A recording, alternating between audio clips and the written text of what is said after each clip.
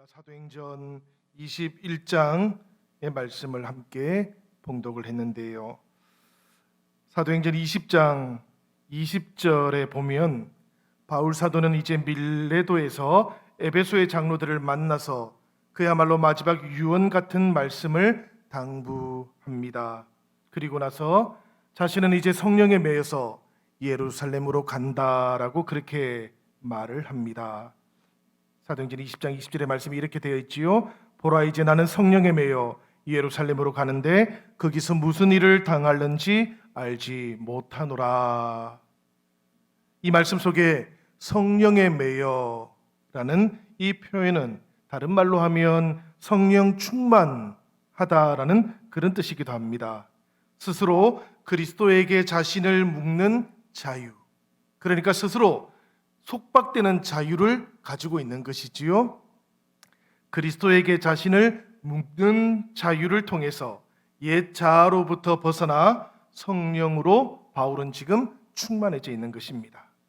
이렇게 성령에 매여서 예루살렘으로 가는데 그 가는 각각의 성에서 성령은 바울에게 결박과 환난이 기다리고 있다라는 것을 알려주었던 것입니다. 성령께서 결박과 환난이 있다는 것을 알려주셨지만 그러나 우리가 주목해야 되는 것도 하나 있습니다. 그것은 성령께서 그 환난과 결박을 피하라고 말씀하셨던 것은 아니라는 것입니다. 앞으로 있을 일들을 알려주시고 그것에 대해서 어떻게 할 것인가 하는 것은 성령께서는 바울에게 맡겨주셨던 것 같아요. 이미 바울도 잘 알고 있던 이 일에 대해서 오늘 21장을 보니까 바울은 여러 사람을 통해서 다시 한번 듣게 되는데요. 그런데 바울은 이번에는 앞으로 있을 일들 뿐만 아니라 이 일들에 대한 해석까지도 듣게 됩니다. 그런데 이 말씀을 우리가 본격적으로 다루기 전에 이 바울의 여정은 우리가 한번 다시 공부를 슬쩍 해보고 넘어가면 좋겠어요. 지금 3차 전도여행이 끝나는 지점입니다. 여기가. 그래서 이 밀레도라는 곳에서 이제 시리아까지 가면 3차 전도여행의 모든 여정들이 끝이 나는 것이지요. 그래서 우리가 지도를 한번 보면서 우리가 공부를 해보면 좋겠는데요. 저기에 보면 지금 밀레도라는 곳에서 에베소의 장로들을 만났습니다. 저곳에서 바울은 유언 같은 마지막 당부를 에베소의 장로들에게 하게 됩니다. 그리고 난 다음에 이 밀레도에서 정남쪽으로 내려와서 고스라는 곳에 도달하게 됩니다. 저기는 이제 배를 타고 오게 되는 것이지요. 이 고스를 거쳐서 그 다음에는 로도스라는 섬에 도착을 하게 됩니다. 그리고 난 다음에 바울이 가는 곳이 어딘가 하면 바다라라는 곳으로 가게 됩니다. 바다가 아니고 바다라라는 곳입니다. 그래서 이 바다라라는 곳에 큰 항구가 있었어요. 이 항구에서 배를 옮겨 타고 이제는 지중해를 큰 바다를 통과해서 지나가는 그 항로를 따라서 이동을 하는 겁니다. 그러니까 지금까지는 섬과 섬 사이에 있는 연안 바다를 통해서 왔다면 이제부터 이 바다라에서는 두 가지 길이 있어요. 하나는 이집트로 가는 길이 있고요. 그 다음에 또 하나는 어디로 가는가 하면 바로 저 수리아 쪽으로 가는 길이 있는 것입니다. 바울은 지금 이 바다라라는 곳에서 배를 옮겨 타고 수리아로 가는 배에 지금 타고 이제 항해를 하는데 이 바다라는 곳에서 수리아까지 거리가 얼마나 되는가 하면 약 640km 정도 됩니다. 그러니까 굉장히 먼 거리지요. 고대에는. 이 고대의 바다를 640km를 또 연안 바다가 아니라 큰 바다를 통해서 간다라는 것은 대단히 이제 거친 바다를 통과해서 가게 된다라는 그런 뜻이기도 해요. 오늘 우리가 읽었던 성경의 말씀 3절에 보면 이 구브로 섬을 왼쪽에 두고 항해를 했다라는 말이 바로 저 말입니다. 그러니까 이제 연안 바다를 나와서 큰 바다를 거쳐서 수리아로 가게 되었다라는 그런 이야기예요. 이 항해를 거쳐가지고 도착한 곳이 어딘가 하면은 바로 두로라는 곳에 도착을 합니다. 이 두로라는 곳은 우리가 좀 알지요. 예수님 시대에도 우리가 이 두로와 시돈 지명을 우리가 한번 들었던 적이 있고요. 그래서 스로베니게 여인에 대한 이야기에서 우리가 보면 수리아하고 이 베니아, 페니키아라는 이 지역 이야기입니다. 그것이 바로 이 두 지역의 중심 도시가 바로 두로와 시돈이거든요. 바울은 지금 이 수리아 지방에 있는 두로에 도착을 한 거예요. 그러니까 바울은 이제 3차 전도 여행을 거의 끝낸 겁니다.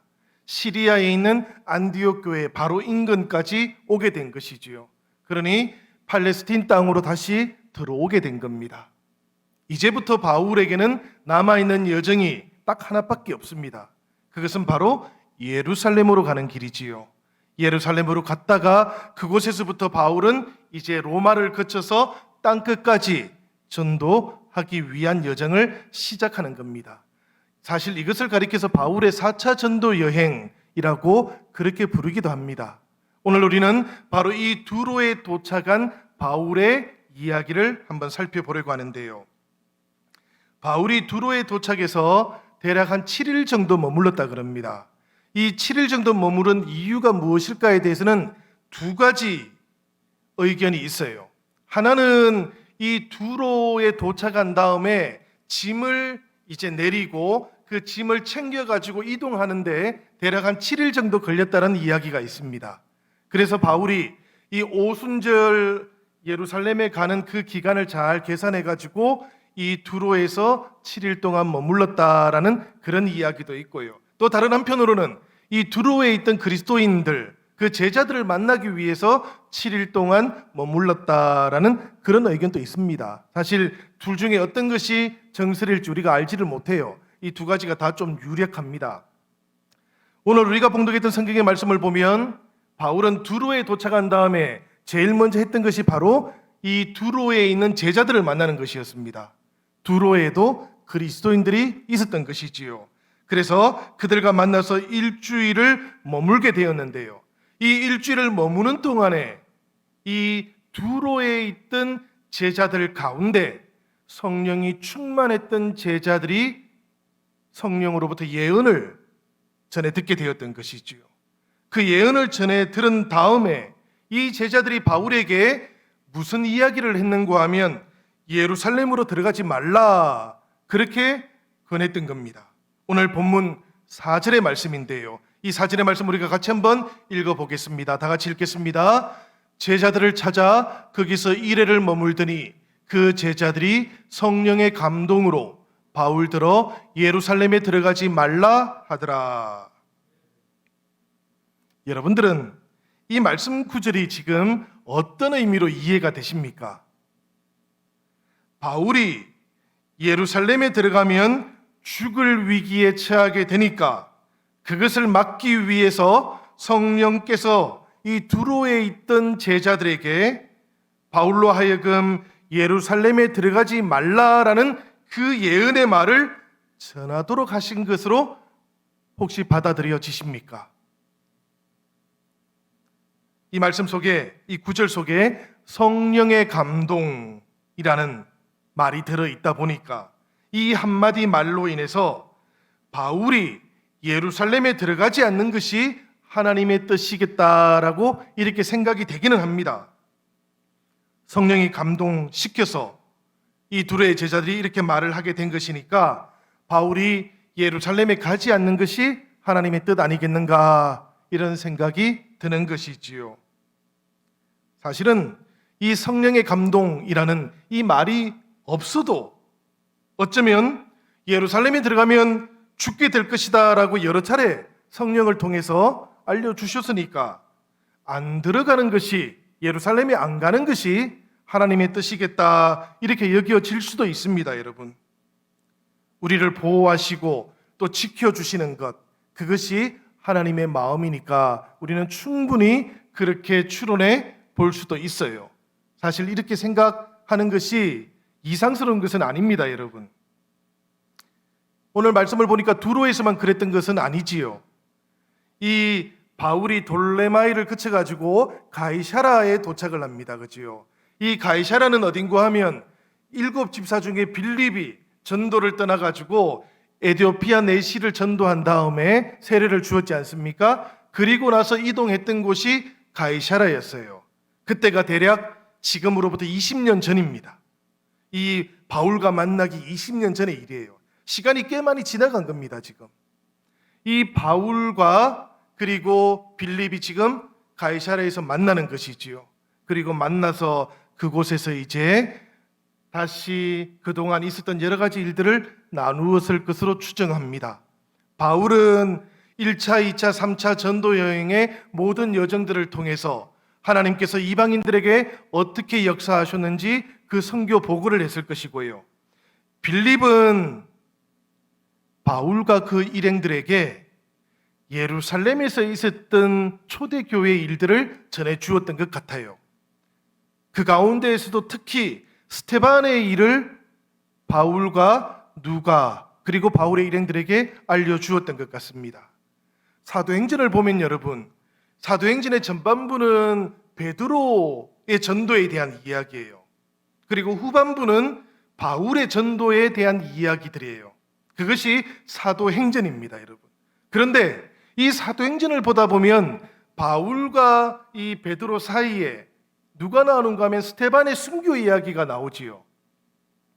누가가 이 스데반의 순교 이야기를 어떻게 알게 되고 또 여기에 기록하게 되었을까 생각해 보면 성경학자들은 바로 이 가이사라에서 지금 빌립을 만나서 이 빌립 집사로부터 예루살렘에서 있었던 그 박해에 대한 이야기, 스데반의 순교에 대한 이야기를 자세히 들었던 것이라고 그렇게 지금 우리가 추정을 합니다. 바로 이 가이사라에서 바울과 또 빌립과 또 예언자였던 것 같아요. 예언하던 빌립에 결혼하지 않은 네 딸들이 함께 지내고 있었다 그러는데요. 그런데 이 가이사라에서 예기치 않았던 일이 하나 발생했던 것이지요. 그게 뭔가 하면 바로 유대에서, 유대라 하면 아마도 예루살렘일 것 같습니다. 이 예루살렘에서 아가보라는 사람이 빌립의 집을 방문하는 거예요. 사실은 이 아가보가 왜 빌립의 집에 방문했는지 전후 맥락은 전해지지를 않습니다. 갑작스럽게 이 아가보라는 사람이 유대에서 가이사라로 찾아와 가지고는 바울이 머물고 있는 빌립의 집에 들어옵니다. 그리고는 대단히 상징적인 행동을 하기 시작해요. 이런 상징적인 행동을 보다 보면 마치 저 옛날 구약의 예언자들의 모습이 막 떠오릅니다. 대낮에 등불을 들고 다녔던 예레미야가 떠오르기도 하고요. 머리를 빡빡 밀고 다녔던 아모스가 떠오르기도 하고요. 그런가 하면 온 몸에 이 옷을 다 벗어버리고 맨발로 예루살렘 거리를 걸어 다녔던 이사야가 떠오르기도 해요. 이런 일들은 전부 다 하나님의 영에 사로잡혀가지고 예언자들이 하나님의 예언의 메시지를 전하는 행동이었던 거거든요. 아가보도 바로 그런 행동을 지금 이 빌립의 집에서 했던 겁니다. 긴 설명이 없어요. 아가보가 그 집에 들어와서는 바울이 띠고 있던 띠를 풀어가지고는 갑자기 자기의 팔과 다리를 다 묶어버립니다. 그리고는 바로 이 띠의 주인이 예루살렘에 가면 이렇게 결박을 당하고 환난을 당하게 될 것입니다 라고 예언을 했던 것이지요. 아가보의 예언은 여기서 끝나는 겁니다, 여러분. 그런데 이 상징 행동을 보고 있던 빌립의 집에 있던 그 가족들이 그 모습을 보자마자 하나 둘 무슨 이야기를 하기 시작하는가 하면 예루살렘에 올라가지 마십시오라고 그렇게 바울을 말리기 시작하는 겁니다. 이번에는 심지어 바울의 일행들도 바울을 붙잡고 예루살렘에 올라가지 말아야 되겠습니다라고 그렇게 만류했던 것이지요. 그들은 바울이 예루살렘으로 올라가면 결박을 당하게 될 것이라는 성령의 예언을 받고 그리고 난 다음에 바울에게 말을 했는데요. 바울은 동일한 예언의 말씀을 듣고도 예루살렘에 올라가기로 결정했지 않습니까? 지금 우리가 이 상황을 한번 곰곰이 생각해 보면 가이사라에서도 그렇고 두로에서도 그렇고 성령이 예언으로 보여준 것은 동일해요. 이것은 사도행전 20장 우리가 아까 23절에서 보았던 것처럼 바울이 성령에 매여서 예루살렘으로 가게 되는데 그 예루살렘에서 기다리고 있는 것은 결박과 환난뿐이다라고 알고 있는 것하고 똑같은 내용입니다. 그런데 두로의 제자들도 가이사라의 집에 있던 빌립의 가족들과 또 바울의 일행들도 그 예언을 듣고는 판단을 내렸어요. 예루살렘으로 올라가지 않는 것이 좋겠습니다라고 그렇게 판단을 내립니다. 반면에 성령의 예언을 듣고 난 다음에 바울은 어떻게 했습니까? 그 환난과 결박이 있음에도 불구하고 바울은 예루살렘으로 올라가겠다라는 자신의 뜻을 굽히지 않는 것이지요.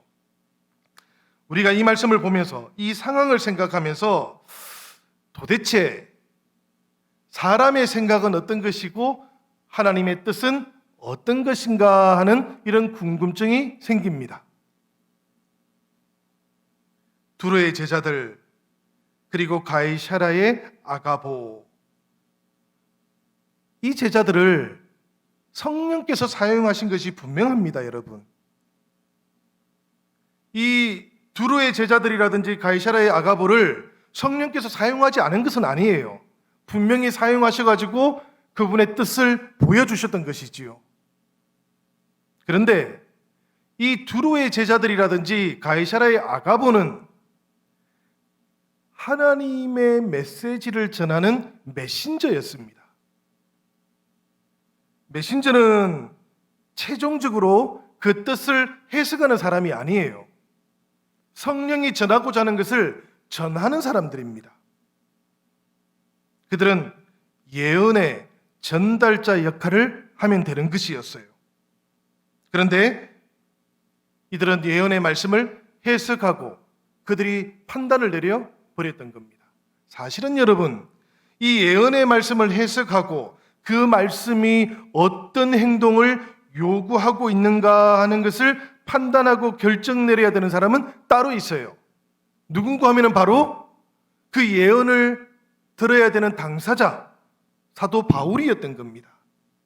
그런데 바울은 그 예언을 듣고 성령에 매여서 자신의 소명을 바라보면서 그 길을 걸어가고 있는 중인데, 두로의 제자들도 가이사라의 아가보도 예언의 메신저 역할을 하는 것을 넘어가 버렸던 것이죠. 지금 사실 우리가 여기 이 바울과 또 두로의 제자들 그리고 이 빌립의 집에 있던 사람들, 바울의 일행들, 이들의 관계와 상황들을 한번 곰곰이 생각해 보면, 바울이 성령의 뜻을 거슬러서 예루살렘에 올라가겠다라고 억지 주장을 했던 것은 아닙니다. 그럴 이유가 전혀 없는 것이지요. 성령께서 바울이 예루살렘으로 올라가면 박해를 받게 될 것이다라고 미리 알려주셨지만 예루살렘으로 올라가지 말아야 된다고 금지했던 것은 아니었다라는 이야기예요.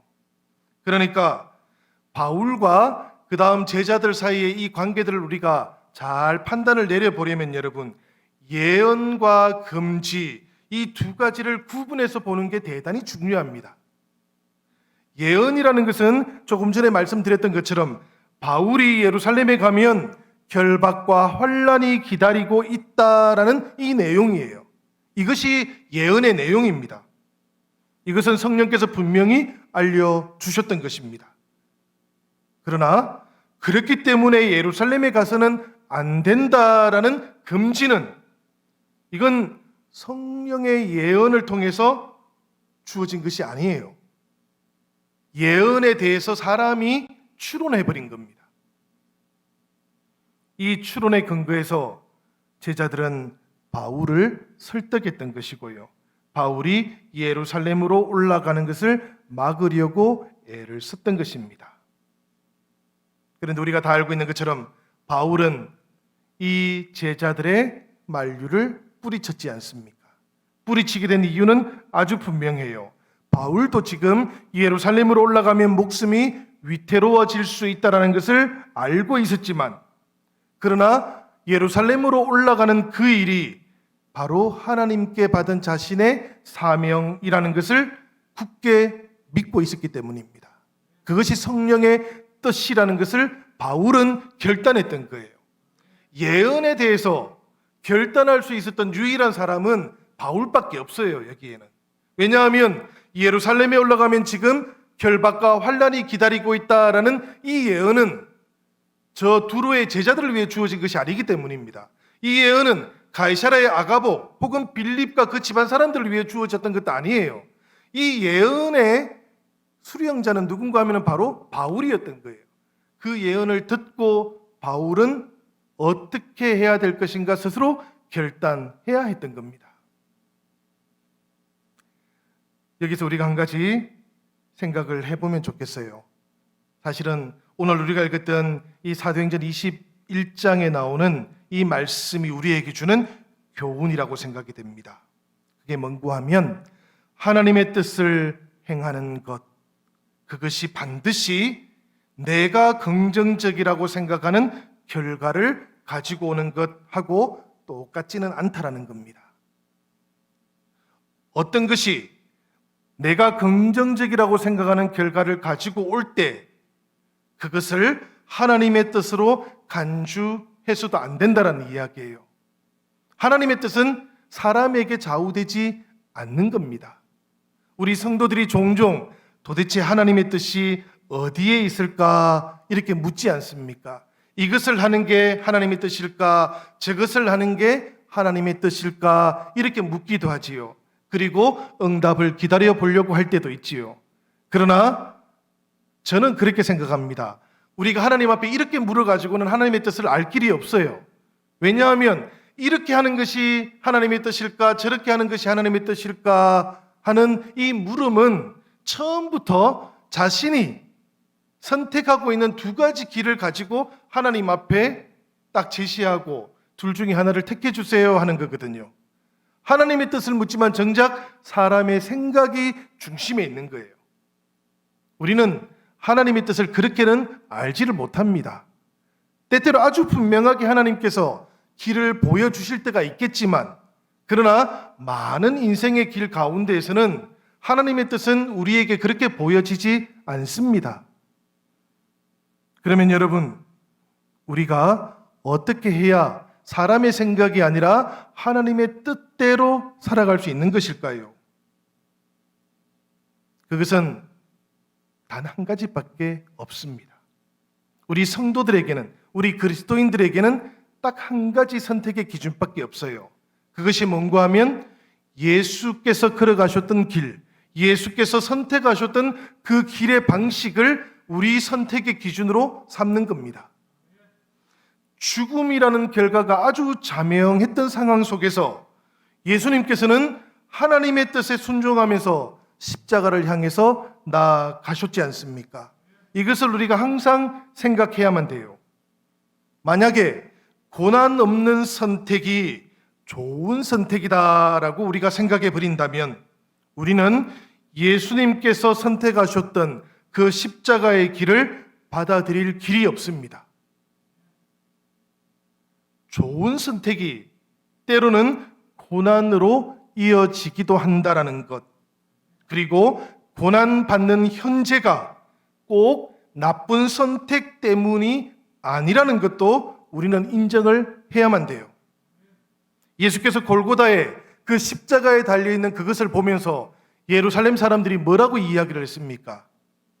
자기 죄 때문에 나무에 달려서 하나님께 저주를 받는 것이다 라고 그렇게 말했지 않습니까? 그들은 고난의 길을 통해서 생명이 부활한다는 것을 알 수가 없는 것이지요. 저는 이 사도행전 21장을 읽으면 늘 예수님이 생각납니다. 왜 그런가 하면 예수님께서 가이사라 빌립보에서부터 예루살렘에 가기로 결정하셨을 그 순간순간들이 마치 바울이 예루살렘으로 가는 그 길과 대단히 유사하기 때문에 그래요. 혹시라도 저는 누가가 예수님을 생각하면서 바울의 이 모든 여정들을 예루살렘을 향해 가고 계시는 예수님을 오마주한 게 아닐까 이런 생각을 해보기도 합니다. 예수님을 자꾸 떠올리도록 이 본문을 그렇게 구성한 것 같다라는 그런 느낌이 드는 것이지요. 예수님께서 가이사랴 빌립보에서 베드로에게 그렇게 물었지 않습니까? 사람들이 나를 누구라고 하느냐? 엘리야라고 합니다. 너는 나를 누구라고 하느냐? 베드로가 그때 믿음의 고백을 했지 않습니까? 주는 그리스도시요 살아계신 하나님의 아들입니다라고 이렇게 고백하니까 그 고백에 기초해서 예수님께서 이제 예루살렘으로 가게 되는 그 여정을 말씀하시기 시작했던 거예요. 그런데 베드로는 여지없이 예수님께서 예루살렘으로 가는 그 길을 말리고 있지 않습니까? 십자가에 달려 죽는 그 일이 절대로 일어나서는 되지 않겠습니다 라면서 예수님께서 가는 그 길을 가로막지 않습니까? 베드로가 가는 이 모든, 바울이 가는 이 모든 길도 생각해 보면 끊임없이 결박이 있고 환란이 예정되어 있기 때문에 제자들은 그 길을 가로막습니다. 만류합니다. 가지 말라고 합니다. 그러나 바울은 다른 길을 지금 보고 있는 것이지요. 그래서 오늘 우리가 읽었던 13절과 14절을 보면 바울이 이렇게 대답을 합니다. 여러분이 어찌하여 울어 내 마음을 상하게 하느냐? 나는 주 예수의 이름을 위하여 결박당할 뿐 아니라 예루살렘에서 죽을 것도 각오하였노라 하니 그가 그 남을 받지 아니하므로 우리가 주의 뜻대로 이루어지이다 하고 그쳤노라. 여러분 이 말씀을 한번 보시기를 바라요. 이 말씀 속에 가만히 보면 예루살렘에서 결박을 당하고 환난을 받게 될 것이다라는 그 예언에 대해서 바울이 뭐라 하지는 않지요. 그건 그대로 인정을 하지 않습니까? 그런데 바울이 그 제자들에게 문제 제기하는 것이 하나 있습니다. 그게 뭔가 하면 예루살렘으로 가는 그 길에 대해서 너희들이 어찌해서 나를 가로막느냐? 나는 주 예수의 이름을 위하여 결박당하는 것이다. 결박당한다라는 것을 알고 있는 겁니다. 알고 있음에도 불구하고 그 길을 선택하고 결단하고 가는 것이지요. 이것이 바울의 소명의 길입니다, 여러분. 사명을 바라보면서 가는 사람의 길이기도 합니다. 저는 목회자로 살아가면서 때때로 바울이 자신의 결박과 환난이 기다리고 있는 그 길을 향해서 걸어가고 있는 이 모습을 바라보면서 늘 도전을 받습니다. 소명이라는 게 뭘까? 사명이라는 것은 또 무엇일까? 자기의 십자가를 지고 나를 따르라고 말씀하셨던 그 주님의 뒤를 따라가는 그 길은 어떤 모습이어야 할 것인가 하는 물음을 늘 가지게 됩니다. 성도 여러분, 목회자라서 가지는 물음이 아닙니다. 저도 신앙인이기 때문에 가지는 물음입니다. 이 길을 우리가 어떤 모습으로 걸어가야 될까? 하나님의 뜻을 놓치지 않고 사람의 생각, 나의 생각을 앞세우지 않고 주님의 뒤를 걸어가는 그 방법은 도대체 어떤 것일까 하는 것을 늘 묻게 됩니다. 말씀드렸던 것처럼 문제가 잘 해결되지 않을 때 하나님의 뜻을 우리가 묻지 않습니까? 우리가 하나님의 뜻에 대해서 알 수 없을 때에도 우리가 하나님께 뜻을 묻지요. 하나님의 뜻을 묻지만 그러나 그때마다 늘 내 중심으로 생각하면서 하나님께 묻고 있는 저의 모습도 저는 자주 발견합니다. 묵상하고 또 성찰하고 돌아보다 보면 내가 하나님께 맡기고 하나님의 뜻을 묻고 있는 것이 아니었구나. 내가 가지고 있는 생각의 범위 안에서 계속해서 하나님 뜻을 저에게 맞춰주세요라고 그렇게 묻고 있었던 것이구나 하는 것을 깨닫게 될 때가 있습니다. 오늘 우리 교회와 오늘 이 시대의 성도들이 어쩌면 하나님의 뜻은 놓쳐버리고 사람의 뜻을 앞세웠던 것은 아닌가 하는 그런 생각을 가지게 되기도 합니다. 사랑하는 여러분, 오늘 사도행전 21장을 통해서 사람의 생각, 하나님의 뜻, 우리가 어떻게 잘 분별하면서 이 믿음의 길을 걸어갈 수 있을지 한번 돌아보시기를 바랍니다. 제가 요즘 우리가 만나지 못하고 다 흩어져 있지 않습니까? 그래서 이 말씀을 읽다가 그런 생각도 하게 되었어요. 지금까지 다뤘던 이야기하고는 좀 다른 이야기입니다, 여러분. 20장 보면 이 에베소의 장로들하고 이제 바울이 헤어지게 되잖아요. 37절, 38절에 보니까 헤어질 때 이 에베소의 장로들과 바울이 어떻게 하는가 하면 무릎을 꿇고 모든 사람들하고 함께 기도합니다. 그리고는 크게 울면서 바울의 목을 안고 입을 맞추었다 그래요. 이 모습을 가만히 생각을 해보았습니다. 그리고 두로의 제자들도 생각을 해보았어요. 바울이 예루살렘에 올라가서 결박을 당하고 환난을 당한다고 하니까 이 두로의 제자들도 바울을 예루살렘으로 보내지 못하겠는 거예요. 가면 바울이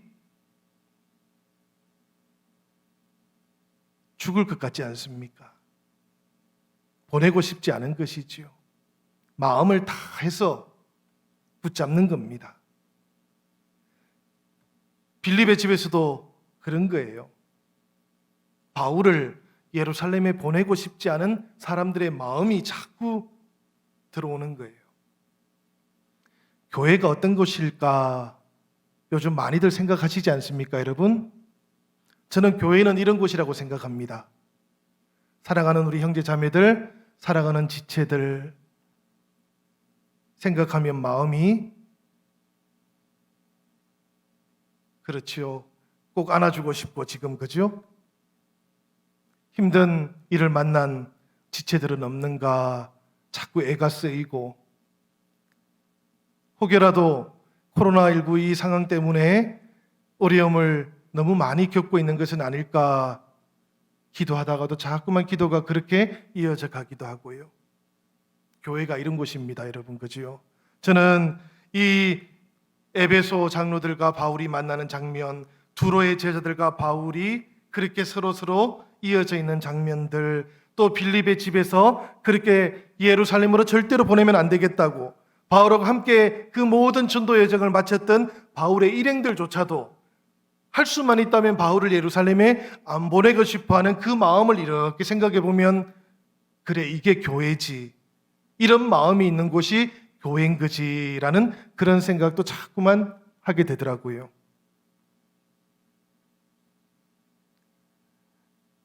온라인으로 예배는 드릴 수가 있어요.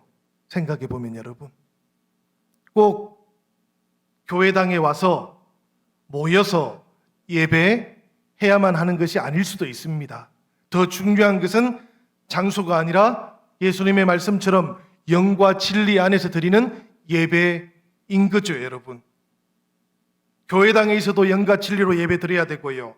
가정에 있어도 또 컴퓨터 모니터 앞에 있어도 TV 앞에 있어도 우리가 영과 진리 안에서 예배 드려야 되는 겁니다. 그러니까 예배는 영과 진리 그 안에 있어야 되는 거예요.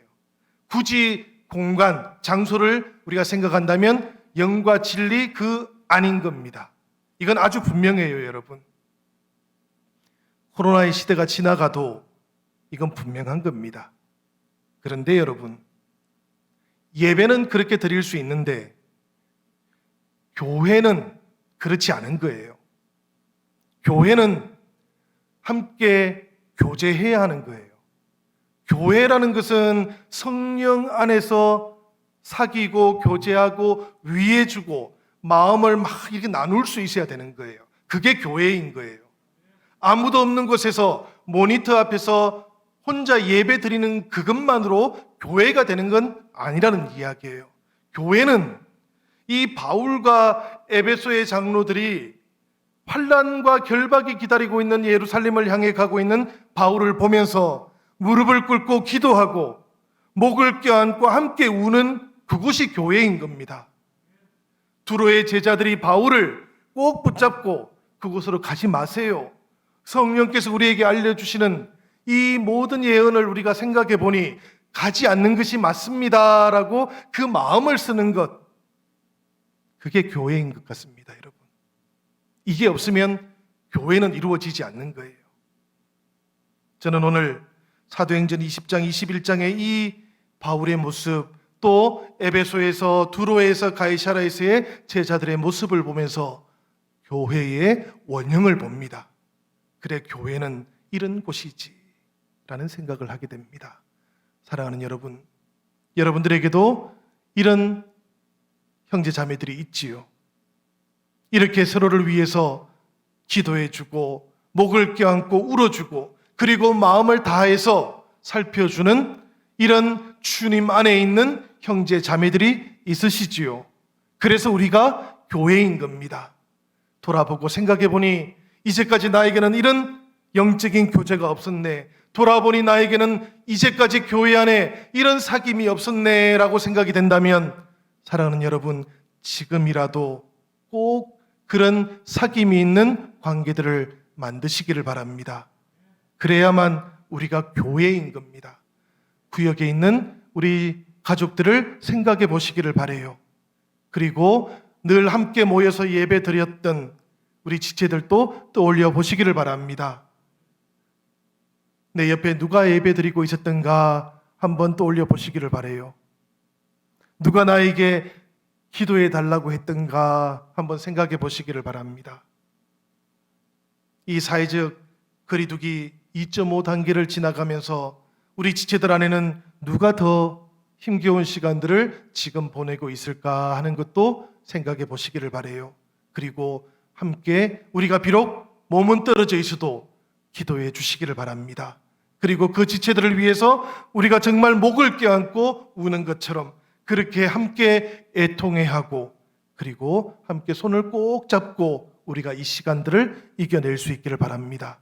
그런 사랑이 있어야, 그런 나눔이 있어야, 주님 안에 있는 그런 영적인 교제가 있어야 교회인 겁니다.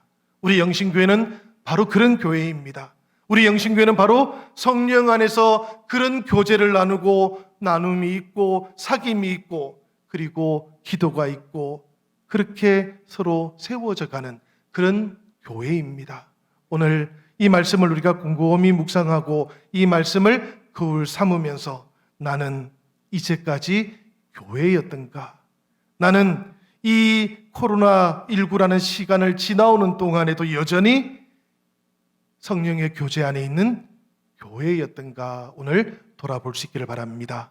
그리고 오늘 이 예배를 마치고 또 이 말씀을 마음에 새기고 기도하는 동안 우리 함께 사랑하는 지체들을 위해서 기도해 주시기를 바라고, 그리고 이 밤에도 내일 하나님께서 우리에게 허락하시는 시간들 가운데에서도 사랑하는 지체들 한 번 더 우리 사랑의 언어를 통해서 서로 격려해 주는 우리 영신교회가 되기를 바랍니다.